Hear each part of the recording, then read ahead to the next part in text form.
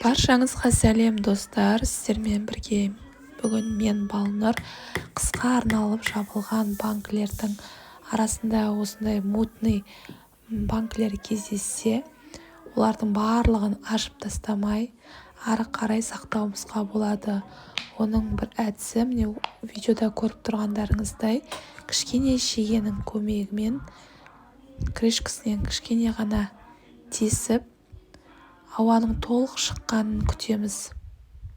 Мінекей осылайша банкіден көрініп тұр.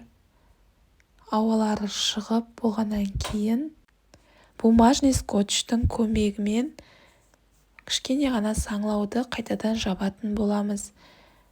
Мінекей достар, осылайша ауа кеткен, мутный болған банкілердің барлығын ашып тастамай, осындай әдістің көмегімен жасап көрсеңіздер де болады.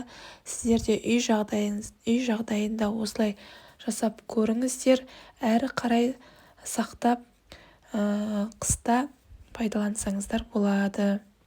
Ендігі кезекте үйде егер де банкіні ашатын зат болмаса, осындай пышақтың көмегімен оңай әрі тез банкінің жиегін құртып алмай, осылайша пышақтың көмегімен ашсаңыздар да болады. Сіздерге ұнайды деген ойдамын. Егер де пайдаларыңызға жарап, видеом ұнап жатса, лайк басып, комментарий жазып, өздеріңізге сақтап алсаңыздар болады. Парақшамды жоғалтып алмас үшін арнама тіркеліп, колокольчикті басып кетуді ұмытпаңыздар. Соңына дейін көргендеріңіз үшін рахмет. Келесі видеода кездескенше сау болыңыздар.